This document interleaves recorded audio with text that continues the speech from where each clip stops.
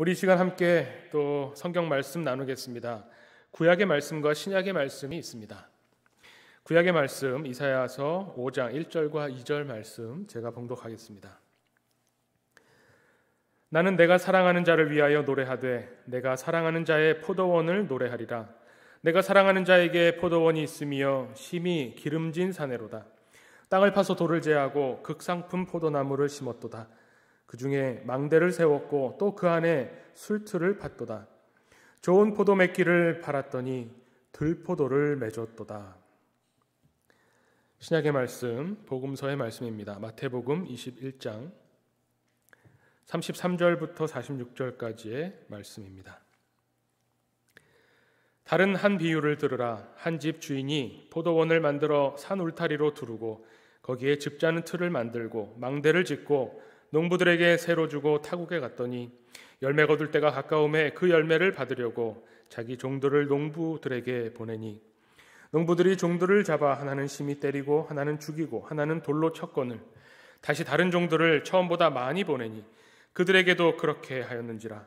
후에 자기 아들을 보내며 이르되 그들이 내 아들은 존대하리라 하였더니 농부들이 그 아들을 보고 서로 말하되 이는 상속자니 자 죽이고 그의 유산을 차지하자 하고 이에 잡아 포도원 밖에 내쫓아 죽였느니라. 그러면 포도원 주인이 올 때에 그 농부들을 어떻게 하겠느냐? 그들이 말하되 그 악한 자들을 진멸하고 포도원은 제때에 열매를 바칠 만한 다른 농부들에게 새로 줄지니이다. 예수께서 이르시되 너희가 성경에 건축자들이 버린 돌이 모퉁이에 머릿돌이 되었나니 이것은 주로 말미암아 된 것이요 우리 눈에 기이하도다 함을 읽어본 일이 없느냐? 그러므로 내가 너희에게 이르노니 하나님의 나라를 너희는 빼앗기고 그 나라의 열매 맺는 백성이 받으리라. 이 돌 위에 떨어지는 자는 깨지겠고 이 돌이 사람 위에 떨어지면 그를 가루로 만들어 흩으리라 하시니 대제사장들과 바리새인들이 예수의 비유를 듣고 자기들을 가리켜 말씀하심인 줄 알고 잡고자 하나 무리를 무서워하더니 이는 그들이 예수를 선지자로 알미었더라. 아멘. 네, 오늘 말씀 이사야의 말씀과 또 마태복음에 나오는 말씀입니다. 우리가 흔히 포도원 농부의 비유라는 제목을 많이 들어보셨을 겁니다. 그런 제목으로 이 비유 이야기를 성경에서 읽게 됩니다. 예수님의 비유 이야기를 읽을 때마다 성경에서 예수님의 비유를 읽을 때마다 제가 어떻게 보면 목표로 하는 게 있습니다. 어떻게 하면 예수님의 이 비유 말씀이 2000년 전에 예수님이 제자들을 가르치고 무리들에게 말씀하셨던 그 말씀이 어떻게 하면 지금 나에게 예수님께서 지금 나에게 주시는 이야기로 그런 말씀으로 들을 수 있을까? 우리의 목표는 여기에 있습니다. 예수님의 비유 이야기를 그냥 재밌는 이야기, 예수님이 예전에 하셨던 이야기 이런 것이 아니라 지금 이 시간에 나에게 예수님이 들려주시는 나에게 말씀하시는 하나의 스토리로 그렇게 우리 귀에 들려올 때에 이 이야기가 우리 안에 들어와서 우리를 변화시키고 하나님의 사람으로 하나님의 통치하심을 경험하면서 이 세상에서 살아갈 수 있도록 작용하게 할 수 있을까? 어떻게 보면 이것이 우리의 관심이죠. 그래서 이 비유 이야기를 읽고 이걸 어떻게 이해해야 될까, 어떻게 해석해야 될까를 고민하게 되는 겁니다. 이 이야기를 놓고 먼저 볼 때에 이야기만 놓고 한번 보겠습니다.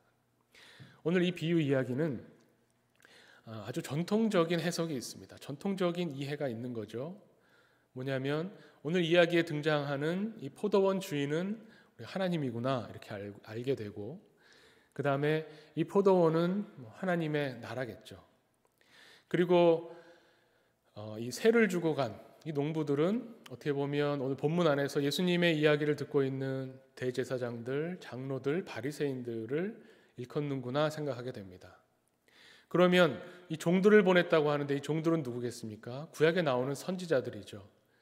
하나님께서 선지자들을 통해서 하나님의 뜻을 전하고 말씀을 전하셨는데 이스라엘은 그 말씀을 듣지 않고 오히려 선지자들을 핍박하고 박해하면서 죽이기까지 했다는 겁니다. 그래서 포도원 주인이신 하나님께서 내 아들은 존중하겠지 하고 아들을 보내셨는데 그 아들이 바로 예수 그리스도죠. 그런데 그 아들마저도 이 농부들은 죽입니다. 오히려 아들이 왔으니 잘됐다. 이 아들을 죽여서 우리가 이 포도원을 빼앗자. 이런 맥락에서 이런 생각에서 아들을 죽이고 내어 쫓았다라고 하는 겁니다. 그리고 나서 이야기 속에 보면 농부가 다시 올 때에 이 포도원 주인이 다시 올 때에 농부들을 어떻게 하겠느냐? 농부들을 진멸하고 새로운 농부들을 찾아서 이 포도원을 새를 주는 것으로 이야기가 마무리되죠. 이렇게 해석하는 것, 이렇게 이해하는 것이 어떻게 보면 가장 전통적이고 가장 기본적인 이해입니다. 또 이렇게 이해하는 것이 굉장히 좋은 것이 뭐냐면 오늘 구약의 말씀, 병행하는 본문으로 이사야의 말씀을 읽었는데 오늘 예수님께서 이 이야기를 들려주실 때 분명히 이 이사야의 그 포도원의 노래라고 알려져 있는 이사야 5장의 이야기를 염두에 두고 이 비유 이야기를 들려주신 겁니다. 이사야를 읽었지만 이사야 5장 제일 앞부분에 그렇게 나오죠. 좋은 포도원을 가지고 있는 주인이 포도원을 일궈내는 겁니다. 그래서 땅도 고르고 아주 극상품의 포도나무도 심고 거기 보면 즙을 짜는 틀도 그 안에 만들고 포도나무 과수원에 이 울타리도 치고 그다음에 망대도 세워서 이 보호하는 망대도 세우고 이런 식으로 이사야의 이야기에 보면 하나님께서 너희 이스라엘을 위해서 얼마나 많은 것들을 해주셨느냐 그러면서 하나님이 너희에게 기대하신 것은 뭐냐면 좋은 포도나무, 포도 열매를 맺기를 기대하셨다라는 겁니다. 그런데 오늘 2절 마지막 부분에도 나오지만 하나님은 좋은 포도 열매를 기대하셨는데 이스라엘은 어떻게 했냐면 들포도, 맛없는 포도를 열매 맺었다라고 하는 겁니다. 이사야의 이 유명한 이야기를 가지고 예수님이 비유 이야기로 들려주셨기 때문에 이렇게 포도원 주인을 하나님으로 농부를 이스라엘로 아들을 예수님으로 생각하는 것이 아주 마땅합니다. 그런데 제가 처음 말씀드린 것처럼 그렇게 놓고 이야기를 이해하면 그럼 우리는 누구일까요? 이야기를 읽고 있는 우리 독자들은 누구일까요? 아마도 주인이 돌아와서 이 옛날 농부들 이스라엘을 진멸하고 새롭게 마땅한 사람에게 새를 주는 새로운 농부들, 우리는 우리 자신을 이런 새로운 농부들로 여기게 됩니다. 그래서 이스라엘은 하나님이 원래 처음 택하셨던 이스라엘은 하나님의 뜻을 저버렸고 이제 이방인으로 하여금 하나님의 나라를 유업으로 있게 하신다. 그래서 우리 교회 또 지금 우리 그리스도인들이 결국은 이 새를 받는 농부들이다라고 여기게 됩니다. 근데 그러면 오늘 말씀 마지막 부분에 보면요. 오늘 말씀 마지막 부분에 예수님의 경고가 나옵니다. 아주 두려운 경고가 뭐냐면 43절에 나오죠. 그러므로 내가 너희에게 이르노니 하나님의 나라를 너희는 빼앗기고 그 나라에 열매 맺는 백성이 받으리라. 이게 아주 이 비유 이야기에 예수님께서 어떻게 보면 이 비유 이야기를 들려주시고 나서 주시는 경고의 말씀입니다. 너희는 빼앗길 것이다. 근데 여기서 너희는 이스라엘이고 열매 맺어서 새로 받는 백성이 나다 하면 이 경고가 안 됩니다. 그냥 안심시켜줄 때 나는 괜찮아 하나님 나라를 유업으로 받을 수 있어 라고 생각할 때 이 이야기 그냥 편안하게 읽을 수 있는 이야기로 해석이 되고 이해가 되는 겁니다. 그래서 정말 오늘 나에게 주시는 예수님의 어떻게 보면 말씀으로 특히 경고를 포함하는 정신을 바짝 차리게 하는 말씀으로 읽기에는 이 해석은 지금 당장은 잘 안 맞는 것 같습니다. 안 맞는 게 아니라 여기에서 조금 더 깊이 생각해 볼 필요가 있겠죠. 이 비유를 놓고 해석하는 데 있어서 다른 방법을 사용할 수도 있습니다. 당시의 정황, 당시의 역사적 상황을 고려하는 겁니다. 이야기를 통해서 지금 우리가 읽을 때 상식적으로 좀 이해되지 않는 게 뭐냐면 아니 엄연히 주인이 있는데 그 아들을 보냈다고 해서 아들을 죽이고 나면 그 포도원이 자기들 것이 될 것이냐 이 부분을 이해하기 어려울 때 당시의 유대 상황, 당시에 예수님의 이야기를 듣고 있는 사람들은 이 이야기를 어떻게 이해했을까라는 것을 찾아볼 수 있다는 거죠. 그렇게 놓고 이해해 보면 당시에 이 갈릴리, 예수님이 활동하시던 이 지역의 갈릴리의 농부들은 정말 어떻게 보면 부글부글 끓고 있었습니다. 왜냐하면 소작농들이 많았거든요. 로마 제국이 땅을 뺏어가고 또 부자들이 로마의 앞잡이로 로마 제국과 친밀한 관계를 맺으면서 부유하게 살았던 사람들이 이 땅을 빼앗고, 그리고 자기들이 농사 짓는 건 아니죠. 이 부자들이, 땅 주인들이 농사를 짓지 않고 농부들에게 땅을 나누어 줍니다. 그러면서 땅에서 열심히 농부들이 농사지어서 소출을 얻으면 거기에 대부분, 아주 많은 양을 세금으로 걷어갑니다. 그것이 점점 심해져서 살기가 너무 어려워서 갈릴리의 농부들, 당시에 이 예수님의 비유 이야기를 듣는 사람들이 대부분 농부였을 텐데 이 소작농들이 너무나 괴롭고 힘들어했다는 겁니다. 그래서 불만이 아주 많았다는 겁니다. 당시의 유대법으로 보면 유대인들은 땅에 대해서 특별하게 생각했죠. 희년법도 아마 아실 겁니다. 제대로 시행됐는지는 모르겠지만 아마 로마 제국 안에서 시행되지는 않았겠지만 그런 정신이 있고 그런 법조문이 있다고 본다면, 예를 들면은 주인이 사망해서 주인 없는 땅에 대한 소유권을 그 땅에서 농사짓고 있는 사람들도 어느 정도 주장할 수 있었던 것 같습니다. 그래서 이 농부들의 입장에서 보자면 당시의 역사적 상황에서 예수님의 이야기를 들을 때에 농부들의 입장에서는 그렇지, 주인이 먼 곳에 있는데 도대체 이 주인이 살아있는지 죽어있는지도 모르는데 종들을 보내서 소출을 달라, 세를 달라 할 때 종들을 내쫓아버리고, 아들이 온 걸 보니 이 아버지 주인이 아마 무슨 문제가 생겼거나 사망했나 보다 이렇게 생각하고, 이 아들만 없으면 이제 이 땅은 주인 없는 땅이 되고 우리가 여기서 이미 농사를 짓고 있으니 우리가 우리 소유라고 권리를 주장할 수 있지 않을까 라고 생각할 수 있는 겁니다. 그럼 예수님은 왜 이런 이야기를 들려주셨을까요? 이 농부들이 잘했다는 이야기가 아니죠. 이야기를 듣고 있는 당시의 사람들은, 이 농부들은 우리도 정말 그렇게 해보고 싶었는데 이 이야기를 들으면서 그건 악한 짓이구나, 이렇게 폭력적으로 이런 땅의 주인들, 그 다음에 로마 제국을 향해서 폭력을 사용해서 뭔가를 뒤집어 엎으려고 하는 이런 시도가 굉장히 악한 시도일 수 있구나를 생각하게 해주는 이야기로 들려질 수 있다는 겁니다. 예수님의 제자들 중에도 젤로 땅이 있었습니다. 열심당원이 있었습니다. 이 사람들은 로마 제국 아래서 독립투쟁을 하는데 아주 폭력적인 방법으로 독립투쟁을 하던 사람들입니다. 근데 예수님은 결코 그것을 원하지 않으셨죠.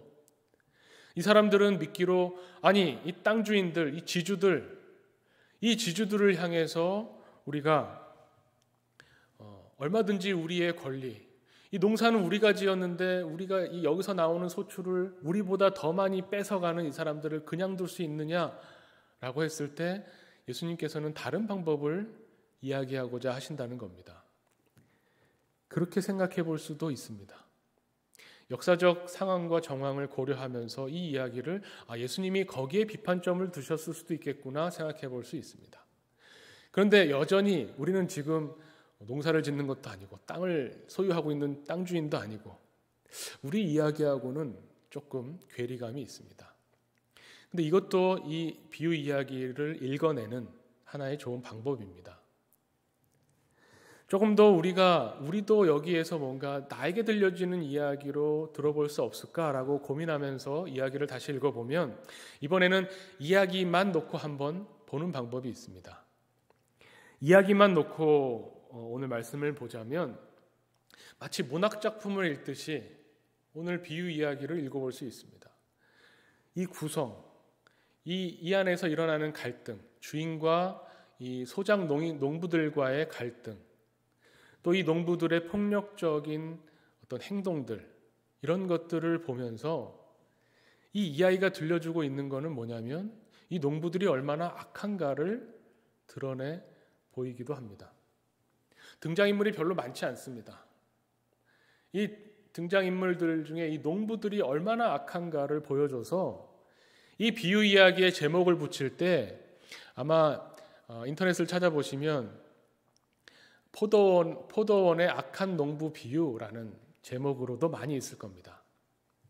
아무런 가치를 여기에 적용하지 않고 그냥 포도원 농부 비유, 이게 기본적인 제목이지만 조금 더 이야기를 들여보는 관점을 가지고 제목을 붙여보면 포도원의 악한 농부 비유라는 제목도 가능하다는 겁니다. 그런데 저는 이 비유 이야기를 그런 관점에서 바라보면서 제목을 붙이는 이런 악한 농부, 제가 이렇게 제목 붙이지 않은 것은 뭐냐면 농부와 악하다와는 굉장히 안 어울리는 느낌입니다. 아마 우리가 보통 농부하면 어떤 이미지가 떠오르는지 모르겠습니다. 저는 그렇습니다. 농부라는 단어 자체에서 떠오르는 이미지는 굉장히 순박하다, 그리고 굉장히 정직하다. 농사를 짓는 사람들은 아주 부지런하죠. 게다가 부지런하다. 순박하고 부지런하고 정직해서 땀 흘린 만큼 수확을 거두죠. 거기에 익숙한 분들이라 이 농부는 결코 누구를 속이려고 하지도 않고 게으르게 살 수도 없습니다. 땅에서 농사를 짓는 건 굉장히 정직한 일이기 때문에 땀 흘린 만큼 땅이 소출을 내어주죠. 얼마나 농부의 이미지는 꼿꼿하고 순수합니까? 게다가 농부는 또 제가 생각하는 농부의 이미지에서 중요한 특징은 감사할 줄 안다는 겁니다. 농부가 아무리 노력하고 아무리 열심히 농사를 지어도 비가 안 오면 농사를 망칩니다. 또 비가 너무 많이 와도 농사를 망칩니다. 그래서 농부는 풍성한 수확을 거둘 때에 감사할 줄 압니다. 이게 100% 내 노력이 아니다. 하늘에서 적절한 때와 시기를 맞춰서 비가 오고 비가 오지 않고 해가 쨍하게 났기 때문에 이렇게 꽉 들어찬 풍성한 열매를 거두는구나 하고 하늘에 감사하는 마음을 가질 줄 압니다. 농부는 이런 이미지죠. 그래서 다른 어떤 직업군이나 다른 어떤 부류의 사람들을 일컫는 말보다 농부라고 하는 말은 정말 좋은 이미지를 가지고 있습니다.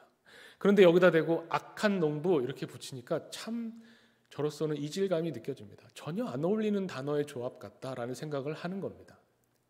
그래서 이 이야기가 말해주고 있는 하나의 이 이야기를 문학작품처럼 들여다보면 우리가 흔히 생각하는 이런 바른 이미지, 좋은 이미지, 선한 이미지를 가지고 있는 농부조차도 그 마음속에 탐심과 탐욕이 있고 그것이 밖으로 표출될 때에 얼마나 사람은 악해질 수 있는가. 당연히 마땅히 내가 지금 농사 짓고 있는 이 땅의 주인이 있고 그 이 땅의 주인은 어쨌든 땅을 소유하고 있기 때문에 소출의 얼마를 가져갈 수 있는 권리가 있는 것이 당연한데 그것을 주기 싫어서 혹은 이 땅마저도 내가 차지하고 싶어서 아들을 죽여버리는 이런 폭력을 보여주는 겁니다. 문학작품으로서 아주 대단한 표현과 효과를 내고 있죠. 사람이 얼마나 악한가. 이 농부를 중심으로 오늘 이야기를 들여다보면 로마서 3장 10절의 말씀이 떠오릅니다. 의인은 없나니 하나도 없으며 깨닫는 자도 없고 하나님을 찾는 자도 없고 다 치우쳐 함께 무익하게 되고 선을 행하는 자는 없나니 하나도 없도다. 예수님의 이 비유 이야기를 들으면 정말 우리가 얼마나 악한 존재인가. 의인은 하나님 앞에서 의인은 정말 한 사람도 없구나. 선을 행하는 자도 없구나. 농부마저도 이럴진데 농부가 아닌 나는 어떻게 얼마나 많은 죄를 짓고 악하게 나에게 그럴 기회가 없고 나에게 그럴 상황이 펼쳐지지 않았기 때문에 내가 악을 행하진 않지만 나의 본성은 죄인이고 어떤 적절한 시기에 적절한 분위기만 조성된다면 나도 얼마든지 악한 일을 할 수 있구나를 깨닫게 해주죠. 이렇게 이야기로만 들여다볼 때 또 이 오늘 예수님의 이야기를 생각해 볼 수 있습니다. 그리고 또 이거를 작품처럼 읽어보면 등장인물을 보게 되죠. 등장인물을 보게 될 때에 이 등장인물 사실은 이 스토리 안에서 중요한 등장인물이 누굴까? 주인공이 누굴까라고 하면 사실은 농부의 악함을 드러내는 것으로 볼 수도 있지만 이걸 문학작품으로 봤을 때 주인공은 단연코 주인입니다. 포도원의 주인. 왜냐하면 뭔가 이렇게 능동적으로 행동해서 이야기를 끌고 가는 분은 주인이거든요. 이야기의 시작도 그랬습니다. 포도원을 이제 샀습니다. 그래서 포도원을 만들어냅니다. 이사야의 노래에서도 나오는 것처럼, 이사야서에 나오는 포도원의 노래도 나오는 것처럼 포도원을 만들어내고 울타리를 치고 포도나무를 심고 그 안에 심지어 포도즙을 짜는 틀도 만들어 놓고 이 포도원을 지키는 망대까지 세워놓고 그리고 나서 세를 줍니다. 세를 주는 것도 주인이 선택해서 농부들에게 세를 줍니다. 다 주인이 한 일이죠. 이 농부는 그냥 세를 받아서 농사를 졌습니다. 그리고 나서 이제 본격적으로 갈등이 벌어지는 것도 주인의 행동에서부터 시작됩니다. 주인이 종들을 보냈기 때문에 갈등이 시작되죠. 종을 보내는데 또 더 많이 보냅니다. 이 종들이 소식이 없지만 또 보냅니다. 그리고 결국은 아들까지 보냅니다. 이렇게 본다면 이 이야기를 읽으면서 우리가 자연스럽게 갖게 되는 생각이 뭐냐면, 이 주인은 도대체 어떤 사람일까? 아니, 이 주인이란 사람은 도대체 어떤 사람이길래 본인이 이렇게 포도원을 열심히 만들고 즙 짜는 틀까지 만들고 망대까지 세워놓고 세를 주고 나서 종들을 보내는데 감감무소식이고 그 종들을 때려 죽였다는 소식이 들리는데도 어떻게 아들까지 보낼 생각을 했을까? 이 주인 좀 이상한 사람 아닌가? 혹은 바보 아닌가? 이런 생각을 하게 되는 겁니다. 이 주인은 도대체 어떤 사람이길래 이렇게 농부들을 잘 봐주고 화를 낼 줄 모를까? 처음 종 보냈는데 세를 안 줘라고 할 때 화를 내면서 달려가서 뭐야 이거는 내 포도원인데 라고 권리를 주장했어야 되는데 이 주인은 왜 또 종 보내고 더 많이 종 보내고 아들까지 보내는 이런 모습을 보일까? 자연스럽게 갖게 되는 의문이죠. 그래서 이 주인이 어떤 분인가를 이 이야기가 우리에게 또 들려줍니다. 얼마 전에 우리 함께 읽었던 요나 이야기가 생각이 납니다. 요나가 하나님한테 툴툴대면서 이런 얘기를 하죠. 4장 2절에 주께서는 은혜로우시며 자비로우시며 노하기를 더디하시며 인애가 크시사 뜻을 돌이켜 재앙을 내리지 아니하시는 하나님인 줄 내가 알고 난 도망간 겁니다. 이렇게 말하잖아요. 요나의 이야기처럼 오늘 이 예수님의 비유 이야기에 나오는 포도원의 주인은 정말 이해하기 힘든 그런 행동을 보여줍니다. 은혜롭고 자비롭고 화내기를 노하기를 더디하고 어떻게든 내 아들을 보내면 내 아들은 이 사람들이 존중하겠지. 이런 정말 순진해 보이는 생각을 하는 이 주인. 어떻게 이렇게 화내지 않을 수 있을까 하는 이 주인. 어떻게 이렇게 기이한 행동을 계속할 수 있을까라고 하는 이 주인을 오늘 이야기를 통해서 하나님이 어떤 분이신가를 다시금 깨닫게 되고 하나님을 체험하게 된다는 겁니다. 이 이야기, 예수님이 들려주시는 이야기를 통해서 여러 가지 생각을 해보게 됩니다. 당시의 상황도 그렇고 또 이 농부들의 악한 행동도 그렇고 또 끝없이 종을 보내고 아들을 보내는 이 주인의 마음을 생각해 보는 것도 그렇습니다. 그러면 나는 이 이야기에서 읽고 있는 나는 그러면 등장인물 중에 나올 수 있을까? 결국 또 이렇게 되면 마지막에 그 새롭게 세를 받는 농부 결국은 또 거기로 대입이 되죠. 여기까지 이 이야기를 놓고 봤을 때 이제는 그렇다면 이 이야기를 통해서 오늘 우리에게 들려주시는 예수님의 말씀으로 들을 때에 중요한 이 마태복음의 어떤 이 21장의 맥락 속에서 예수님이 이 이야기를 왜 하셨을까? 이걸 한번 같이 보려고 합니다. 지금까지 이 이야기를 우리가 이해하고 해석하고 이 이야기를 통해서 뭔가 생각을 했습니다. 그러면서 예수님이 그럼 과연 이 이야기를 왜 들려주셨을까? 그리고 이 마태복음에는 이 이야기가 왜 이 위치에 들어가 있는 걸까? 이걸 살펴보면 조금 더 명료하게 이 이야기의 의미가 우리에게 다가올 겁니다. 이 이야기의 시작은 사실 마태복음 21장 앞부분부터 시작을 합니다. 직접적인 이 이야기의 시작은 성전 정화 사건, 우리가 잘 알고 있죠.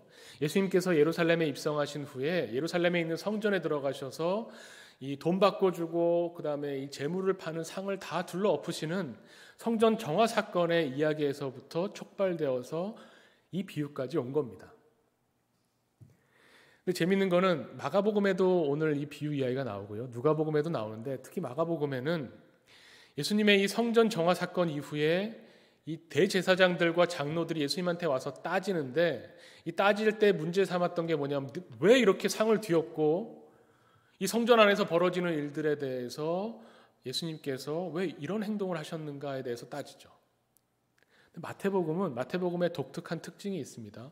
마태복음은 예수님을 하나님의 뜻을 가르쳐주는 훌륭한 선생님으로 묘사하기 때문에 예수님께서 성전 정화 사건을 일으키신 후에 성전에서 사람들을 가르치셨다라고 나옵니다.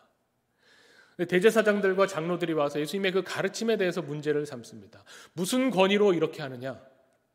물론 성전 정화 사건의 행위도 있지만 사람들을 가르치시는 그 가르침에 대해서 무슨 권위로 사람들을 이렇게 가르치는가라고 이 대제사장들이 문제 제기를 하는 겁니다. 무슨 권위냐라고 하는 여기에 대한 응답으로 예수님께서 이야기를 풀어나가시는 게 오늘 본문입니다. 먼저 처음에는 이 사람들에게 내가 무슨 권위로 이렇게 행하고 이렇게 가르치는지 대답해 주기 전에 너희가 먼저 대답해라. 예수님이 먼저 질문하시죠. 세례 요한의 이 세례가 어디에서부터 왔느냐? 하늘에서부터 왔느냐? 사람에게서부터 나온 거냐? 여기에 대해서 대답을 못하죠. 대제사장들과 장로들과 바리새인이 대답을 못합니다. 예수님께서 나도 너희에게 내 권위가 어디에서 왔는지 이야기해 주지 알려주지 않겠다 라고 하시면서 그러면서도 이야기를 이어나가세요. 오늘 21장 성경이 있으신 분들은 21장 23절부터 예수님의 권위에 대한 논쟁이 나오다가 예수님께서 나도 그럼 말해주지 않겠다라고 하시고 28절에 그러나 너희 생각에는 어떠하냐 하면서 비유 이야기를 하나 들려주십니다. 이 비유 이야기가 뭐냐면 두 아들 비유예요. 아들이 둘이 있는데 큰아들한테 포도원에 가서 일 좀 해라 했더니 이 큰아들이 네 갈게요 하고서 안 갔다는 겁니다. 둘째 아들은 가기 싫어요 라고 했다가 나중에 갔어요. 예수님이 대제사장들에게 질문하시는 겁니다. 둘 중에 누가 아버지의 뜻대로 하였느냐라고 질문하시죠. 이 두 아들 비유는 마태복음에만 나옵니다.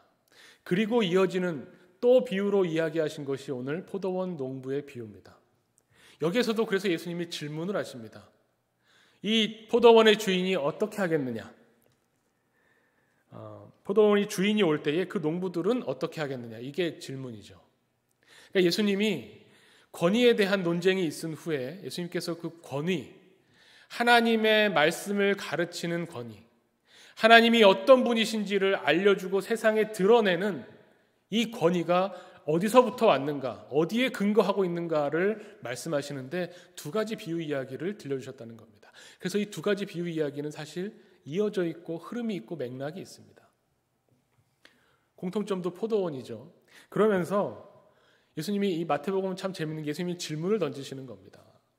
그냥 이 두 아들 중에 처음엔 싫어요 하지만 나중에는 가는 게 결국 행동하는 게 중요하구나 이런 거 말고 두 아들 이야기에서도 예수님께서 누가 아버지의 뜻대로 하였느냐 사람들이 거기는 대제사장들과 장로들이 대답합니다. 둘째 아들입니다.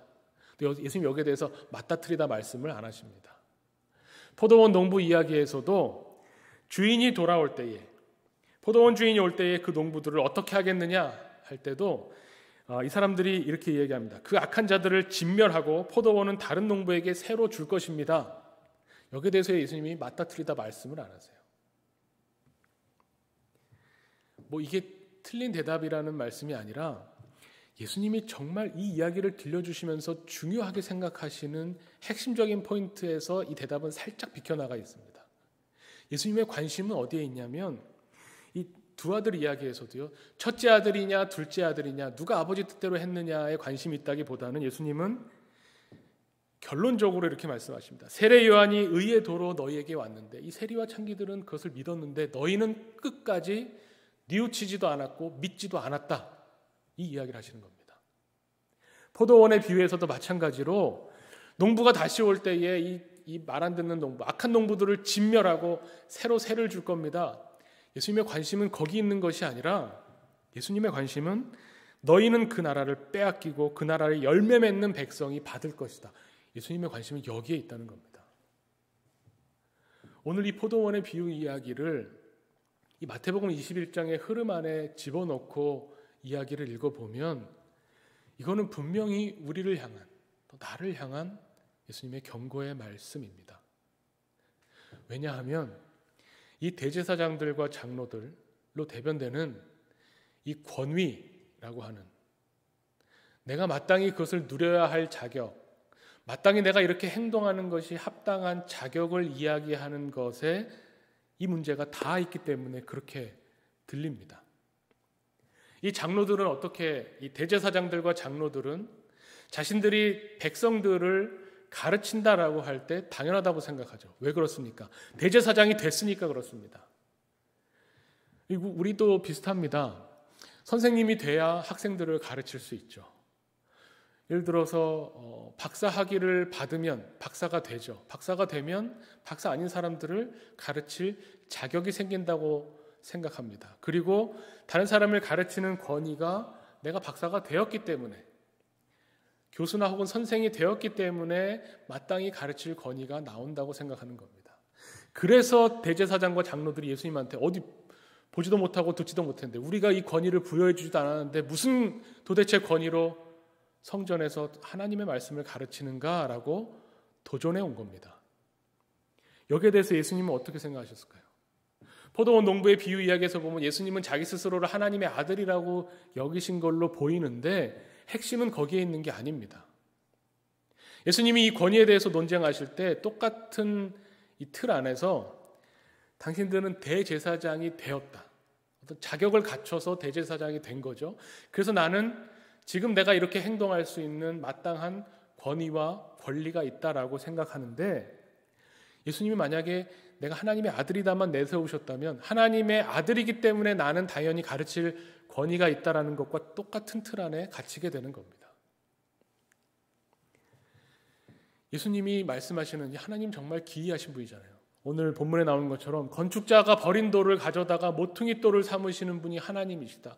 우리가 보기에는 도저히 이해할 수 없는 기이한 분이다라고 노래하게 되는데, 시편에서 예수님께서 말씀하시는 이 권위라고 하는 것도 대제사장이 되었기 때문에, 지금으로 말하면 저로 말하면 목사가 되었기 때문에 말씀을 전하고 가르칠 만한 권위가 자동적으로 생긴다라고 하지 않으신다는 겁니다. 그럼 예수님의 권위는 어디서 나옵니까? 하나님의 아들이시니까 자동적으로 나오는 건가요? 예수님 하나님의 아들이시기 때문에, 하나님의 아들이시기 때문에 기적도 행하시는 것이고, 하나님의 아들이시기 때문에 귀신도 쫓아내는 것이고, 하나님의 아들이기 때문에 당연히 하나님 나라를 아시니까 가르쳐주는 거고, 예수님이 우리보다 정보가 많으시기 때문에 가르칠 만한 자격이 있다고 생각하시는 건가요? 아니죠. 예수님의 이 비유 이야기를 통해서 보면 예수님이 하나님의 말씀, 하나님의 나라를 가르치실 수 있는 권위는 어디에서 나오냐면 하나님 말씀에 순종하셨기 때문에 나오는 겁니다. 두 아들의 이야기만 놓고 보면, 두 아들이 아버지가 얘야 가서 포도원에 가서 일 좀 해라, 그냥 가서 땀 좀 흘리면 되는 집 앞에 있는 그런 포도원을 생각하기 쉬운데, 두 이야기를 붙여서 놓고 보면 어떻습니까? 포도원 가면 죽는 겁니다. 아들에게 얘야 포도원에 좀 가봐라. 그 전에 보냈던 종들 다 때려 죽였는데요, 그 농부들이 아버지가 보낸 종들을 그냥 두지 않고 내쫓고 때리고 박해하고, 내가 지금 저기 가면 죽을지도 모르는데 아마 큰아들은 그래서 네 해놓고 가기가 싫었을지 모릅니다. 둘째 아들은 제가 어떻게 거길 가요? 종들을 잡아 죽이는 저 포도원에 어떻게 제가 갑니까? 나도 죽일지 모르는데.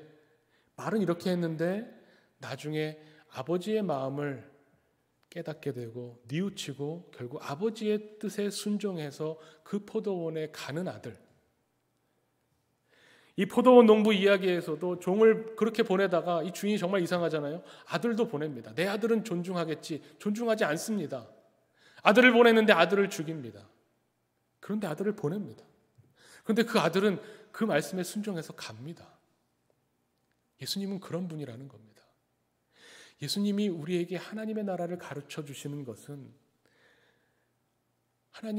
우리보다 하나님 나라를 더 잘 아시기 때문이 아니라 하나님의 뜻에 순종하셨기 때문에, 아버지의 마음을 가장 잘 아셔서 그 아버지의 마음을 품고 우리를 사랑하셔서 우리를 대신해서 십자가를 지셨기 때문에 예수님에게는 권위가 있는 겁니다. 권위는 거기 있는 겁니다. 내가 교회 다니기 때문에, 교회에 소속됐기 때문에, 집사 직분을 받았기 때문에, 장로가 됐기 때문에, 목사가 됐기 때문에 우리는 당연히 죽으면 천국 간다, 그런 것이 아니라 우리가 이 땅을 그리스도인으로 산다고 하는 것은 하나님의 뜻에 순종하며 살겠다는 겁니다. 그것이 십자가로 가는 길이고 고난의 길이라고 할지라도 아버지의 뜻에 순종하며 그 아버지의 마음을 품고 내가 여태까지 아버지를 몰랐던 것을 뉘우치고 돌이켜서 아버지가 원하시는 그 길을 내가 걸어갈 때에 그때 우리는 그리스도인으로서의 자격을 갖추게 됩니다. 그때의 그리스도인으로서의 권위, 이건 정말 권위라고밖에 표현할 수 없는, 이 세상에서 하나님 나라를 알려면 어떻게 해야 되는가? 그리스도인들을 봐라. 이 세상에서 하나님이 통치하시는 것이 어떻게 이루어지는 것을 어떻게 우리가 알 수 있습니까? 라고 할 때 그리스도인들이 살아가는 모습을 봐라. 오직 그것을 통해서만 하나님의 나라를 알 수 있다고 할 때 그리스도인의 권위가 서는 거죠. 그것은 하나님의 뜻에 순종할 때만 가능합니다. 오늘 말씀을 통해서 예수님이 우리에게 정말 이 말씀을 들려주시고 있고 그 말씀이 우리 마음에 와 닿기를 원합니다. 우리 귀에 주님의 음성으로 들려지기를 원합니다. 또 우리가 정신을 바짝 차려서 이 코로나 시대에, 코로나와 함께 해야 되는 이 시대에 그리스도인은 어떻게 살아야 될까를 보여주는, 세상이 우리를 주목하고 있을 때 우리가 어떤 모습을 보일까를 다시 한번 깨닫고 되새기고 우리 그리스도인의 정체성과 우리 그리스도인이 어떤 사람인가를 다시금 다잡는 그런 말씀으로 들려지기를 원합니다. 예수님께서 말씀하십니다. 너희가 그리스도인인 것은 세례를 받았기 때문에, 교회에 나오기 때문에, 예배드리기 때문에, 직분을 받았기 때문이 아니라 아버지가 원하시는 그 뜻에 순종하고 아버지가 원하시는 뜻과 아버지가 통치하시는 그 통치 아래에서 이 세상에 하나님의 나라를, 하나님의 뜻을 드러내기 때문에, 그래서 너희가 그리스도인인 것이다. 우리는 예수님이 가신 길을 따라가는 제자들입니다. 누가 아버지의 뜻대로 하였느냐? 주인이 올 때의 농부들은 어떻게 되겠느냐? 우리가 아버지의 뜻대로 아버지의 뜻을 바라보면서 살지 못한다면 오늘 43절의 말씀처럼 하나님의 나라를 너희는 빼앗기고 그 나라의 열매 맺는 백성이 받으리라. 그 나라의 열매 맺는 백성이 그 나라를 받는 겁니다. 다시 한번 주님의 말씀을 되새기면서 오늘 우리가 어떻게 살아가야 될지, 오늘 우리가 그리스도인으로서 행동하고 말하고 오늘 만나는 사람을 대해야 되는 그 태도가 어떠해야 되는지를 주님이 들려주시는 이 말씀을 통해서 우리가 새롭게 다시 깨닫게 되기를 원합니다. 두렵고 떨리는 마음으로 오늘의 말씀을 듣게 되기를 원합니다. 열매 맺는 삶을 살아야 된다. 하나님의 뜻을 따르고 하나님의 말씀에 순종하는 사람이 되어야 한다는 것, 다시 한번 깊이 묵상하며 주님이 원하시는 이러한 주님의 제자의 모습으로 서게 되기를, 우리 행복을 나누는 하나 교회가 세상 앞에서 주님의 제자 공동체로 서게 되기를 간절히 축원합니다. 함께 기도하겠습니다.